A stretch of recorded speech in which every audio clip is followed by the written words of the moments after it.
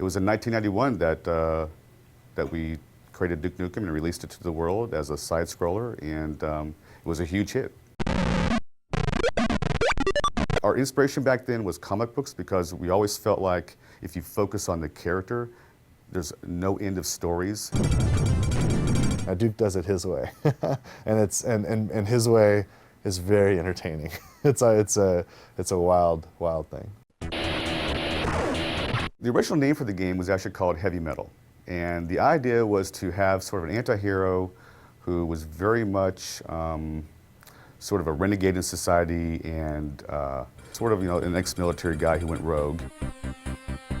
When the original Duke got started, it was myself, Alan Blum, and another programmer, Todd Repogel. Todd Repogel and I went to school together. We grew up together in Santa Cruz. He started making side-scrollers and stuff, and while I was going to school at UCSC studying computer science, we were working on Duke Nukem 1 together. There's a guy I'd like to, anytime I have an opportunity, I like to call him out. His name's Alan Blum.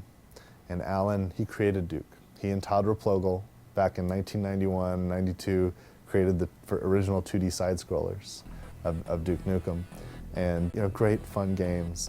And he's the one guy that from the very first moment of Duke existing, all the way through till today, has been involved in the Duke projects. It's very childish.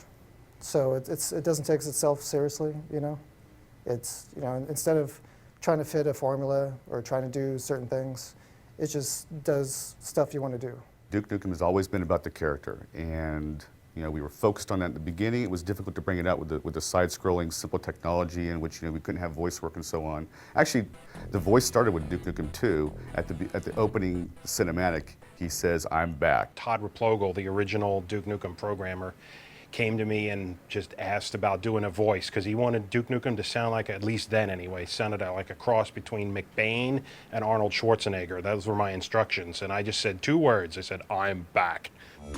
I am back.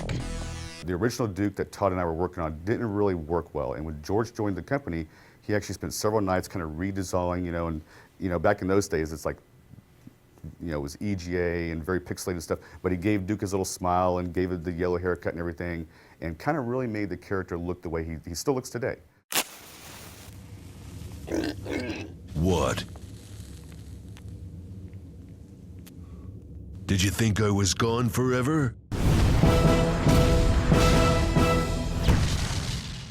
Too long. We've waited too long, frankly.